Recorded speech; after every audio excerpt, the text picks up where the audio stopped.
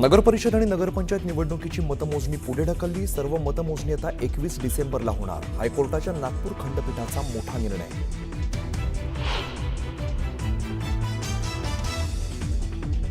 निवडणूक आयोगाची पद्धत चुकीची, मात्र कोर्टाचा निर्णय मान्य करावाच लागेल। तरी सर्व पद्धत योग्य वाटत नाही। कोर्टाच्या निर्णयानंतर मुख्यमंत्री देवेंद्र फडणवीसांचं विधान।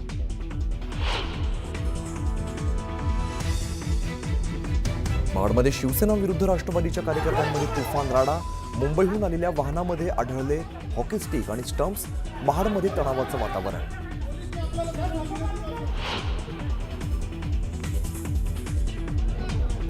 बीडच्या गेवराईत पवार गट आणि पंडित गट आमने-सामने। मतदानादरम्यान हिंसक वळण। मोंढा भागातील मतदान केंद्रावरती मोठा राडा।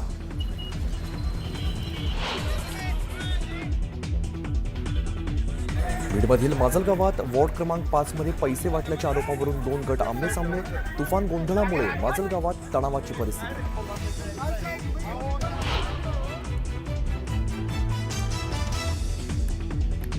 पालघरच्या डहाणूत मतदान केंद्राबाहेर राडा। शिवसेना आणि भाजप कार्यकर्त्यांमध्ये वाद। पोलिसांच्या मध्यस्थीनंतर वाद थांबला।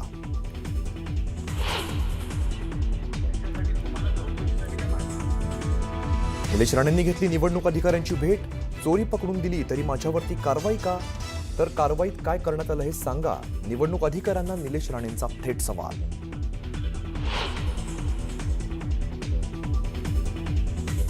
हिंगोलीत आमदार संतोष बांगर यांचा व्हिडिओ व्हायरल। मतदान केंद्रात चक्क मतदान कसं करायचं या संदर्भात संतोष बांगर माहिती देत असल्याचं व्हिडिओतून समोर।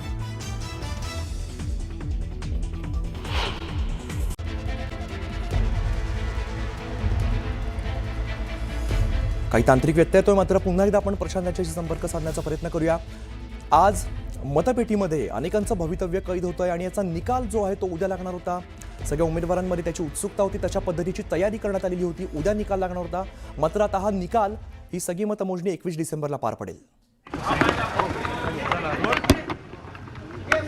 ज्या प्रकारे मतमोजणी उद्या होणार होती ती आता नागपूर खंडपीठाने असा निर्णय दिलाय की एकत्रितरित्या 21 तारखेला, म्हणजे ज्या उर्वरित ज्या नगरपालिका होत्या त्यांची निवडणूक 20 तारखेला होणार होती, तर आता 21 तारखेला एकत्रित निकाल द्या, मतमोजणी 21 तारखेला होईल। अजून मी काही निकाल वाचलेला नाही, पण तो जर खंडपीठाने दिलेला निकाल असेल तर तो सर्वांना मान्यच करावा लागेल।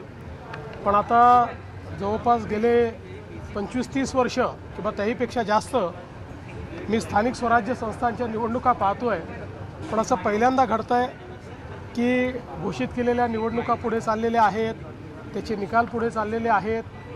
मला असं वाटतं की एकूणच ही जी काही सगळी पद्धती आहे, ही पद्धती काही फार योग्य वाटत नाही। अर्थात खंडपीठ स्वायत्त आहे, त्यांनी निकाल दिला तर तो सगळ्यांना मान्य करावा लागेल।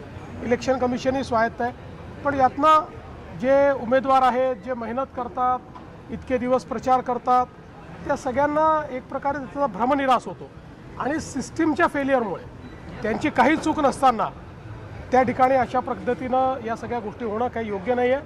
मला असं वाटतं अजून खूप निवडणुका इलेक्शन कमिशनला घ्यायच्या आहेत। या सगळ्या प्रक्रियेमध्ये निवडणूक आयोगाने सुधार आणला पाहिजे आणि किमान पुढच्या निवडणुकांमध्ये तरी असं होणार नाही हे निवडणूक आयोगाने बघितलं पाहिजे असं माझं मत आहे। राज्य निवडणूक आयोगाची चूक वाटते, कारण ज्या प्रकारे दिवस दिले नाही, अपील केल्यानंतर 3 दिवस द्यायचे होते, त्यानंतर काही निवडणुका पुढे ढकलल्या आणि आता हा निर्णय येतो। आता माझं तरी मत असं आहे की मी चूक म्हणणार नाही, माझं मत असं आहे की जो काही कायदा आहे त्याचं चुकीचं इंटरप्रिटेशन हे करण्यात आलेलं आहे।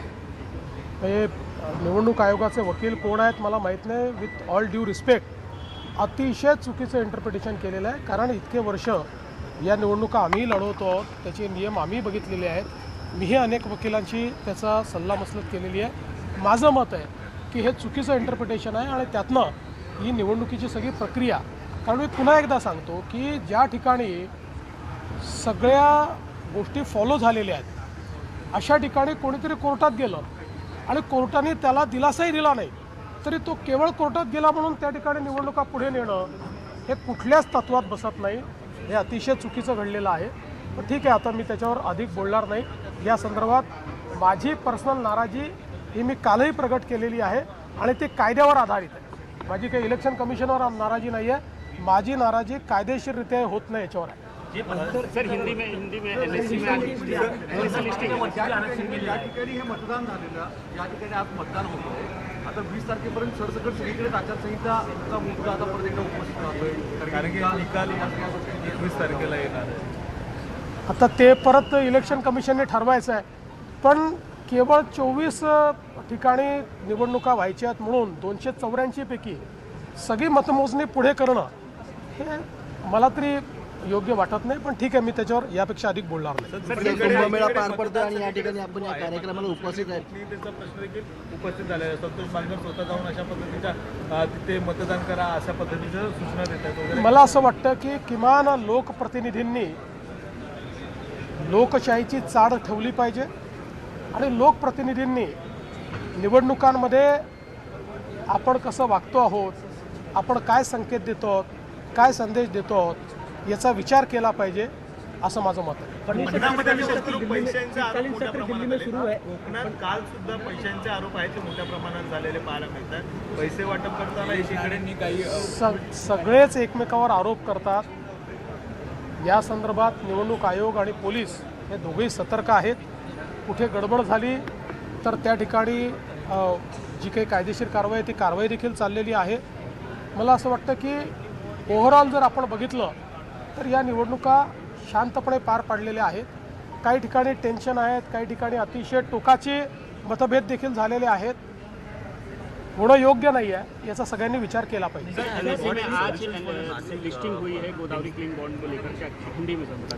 कि मुझे बहुत खुशी है कि हमारे प्रधानमंत्री मोदी जी हमेशा ये कहते हैं कि हमारे म्यूनिसिपल कॉरपोरेशंस ने बॉन्ड मार्केट एक्सेस करना चाहिए. और आज नासिक म्यूनिसिपल कॉरपोरेशन ने जो नासिक और त्र्यंबकेश्वर में कुंभ मेला होने वाला है उसके चलते क्लीन गोदावरी बॉन्ड्स आज इशू किए हैं.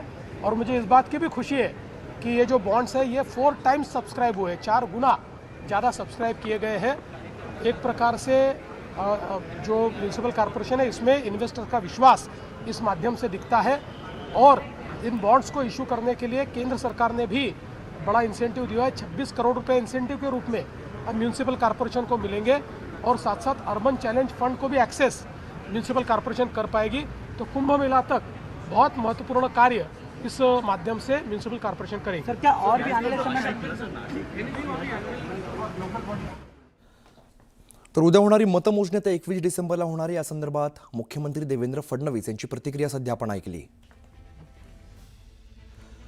आमचे प्रतिनिधी प्रशांत लीला रामदास सध्या आपल्यासोबत आहेत. त्यांच्याकडे जो प्रशांत, आपण बघतोय मतमोजणी जी आहे ती आता सगळी 21 डिसेंबरला पार पडणार आहे.